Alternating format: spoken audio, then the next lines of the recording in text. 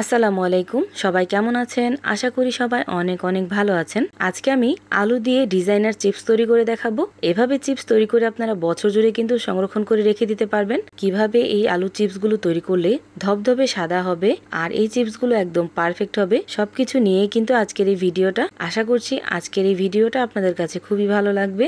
এখন কথা না বাড়িয়ে দেখে নিই আমি কিভাবে এই চিপসগুলো তৈরি করলাম। এই চিপস তৈরি করার জন্য প্রথমে এখানে আমি একটা চিপস কাটার নিয়ে নিছি।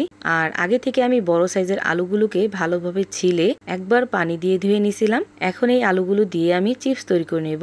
আমি কিভাবে এই চিপসগুলো তৈরি করতেছি দেখলেই বুঝতে পারবেন। প্রথমে সোজা দিয়ে তারপর একটু বাঁকা করে দিলেই কিন্তু চিপসের ডিজাইনটা খুব সুন্দরভাবে হয়ে যায়।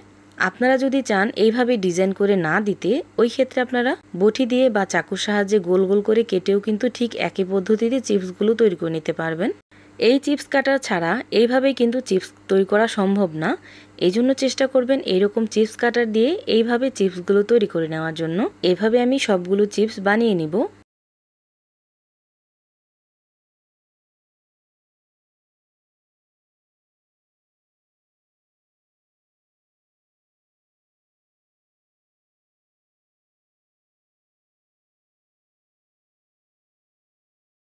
এই আলুগুলো যে কতটা পাতলা হয়েছে আপনার দেখলেই কিন্তু বুঝতে পারবেন।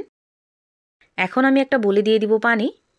এই পানির সাথে দিয়ে দিব ফিটকিরি। আর এই ফিটকিরিটা কিন্তু দিয়ে রেখে দেব না, জাস্ট এইভাবে একটু হাত দিয়ে নাড়িয়ে চাড়িয়ে ফিটকিরিটা উঠিয়ে নিব। আমি কিন্তু সারা রাত এই ফিটকিরির পানিতে ভিজিয়ে রাখছিলাম। যেহেতু আমি বিকেলবেলা আলুগুলো কেটে রাখছি, এজন্য সারা রাত আমি ফিটকিরির পানিতে ভিজিয়ে রাখবো। আপনারা চাইলে 4 থেকে 5 ঘন্টাও ফিটকিরির পানিতে ভিজিয়ে রাখতে পারেন। এভাবে রাখার কারণে কিন্তু শুকানোর পরে এই চিপসগুলো একদম ধবধবে সাদা হবে।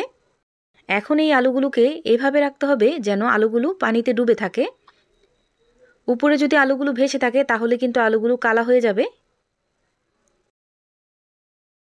সকালবেলা এখন আমি ফিটকিরির পানির থেকে এই আলুগুলো উঠিয়ে ভাপে দিয়ে দিব। দেখতেই পাচ্ছেন আলুগুলো কিন্তু কালচে হয়ে যায় নাই, একদম ধবধবে সাদা আছে। এদিকে একটা ফ্রাই প্যানে আমি দিয়ে দিছি পর্যাপ্ত পরিমাণ পানি, দিয়ে দিলাম সামান্য এক টুকরো ফিটকিরি, দিয়ে দিলাম পরিমাণ মতো লবণ। পানিটা যখন কিছুটা বলক চলে আসছে ওই পর্যায়ে এখানে আমি আলুগুলো দিয়ে দিব। আর আলুটা দিয়ে যখনই দেখব একটা বলক চলে আসছে ওই পর্যায়ে আমি সবগুলো আলু উঠিয়ে নিব। আর এই তো দেখতেই পাচ্ছেন একটা বলক চলে আসছে। এখন আমি আলুগুলো উঠিয়ে নিব। আলুগুলো কিন্তু একদম সেদ্ধ করা যাবে না, অর্ধেকটা সিদ্ধ অবস্থায় আলুগুলোকে উঠিয়ে নিতে হবে। এভাবে আমি সবগুলোই কিন্তু ভাপে দিয়ে নিব। কোনোভাবেই যেন আলুর চিপসগুলো বেশি সিদ্ধ হয়ে না যায়, তাহলে কিন্তু রোদ্রে শুকানোর পরে এই আলুর চিপসগুলো ফেটে যাবে।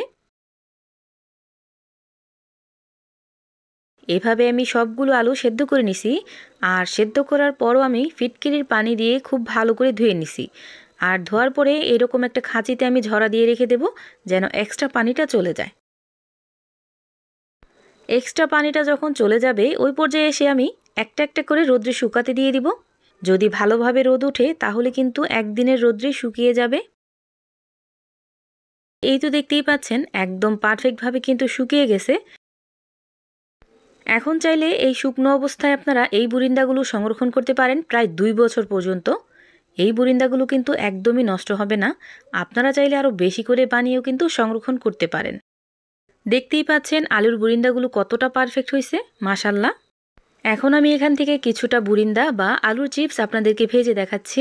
আর এই চিপসগুলো চুলায় ভাজার সময় অবশ্যই চুলার হিটটা কমিয়ে দিবেন যখন তেলটা গরম হয়ে যাবে, না হলে কিন্তু চিপসগুলো পুড়ে যাবে।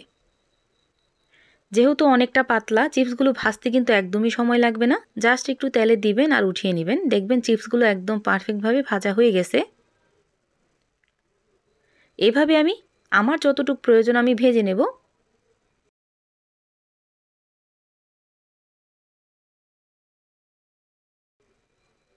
দেখতেই পাচ্ছেন চিপসগুলো যে কতটা পারফেক্ট হয়েছে আর কতটা সাদা ধবধবে হয়েছে। আশা করছি আমার এই ভিডিওটা যদি আপনারা স্কিপ না করে দেখেন তাহলে আপনাদের বুরিন্দাগুলো কিন্তু একদম পারফেক্ট হবে। আমার এই ভিডিওটা ভালো লাগলে লাইক, কমেন্ট, শেয়ার করতে ভুলবেন না। সবাই ভালো থাকবেন, সুস্থ থাকবেন। আল্লাহ হাফেজ।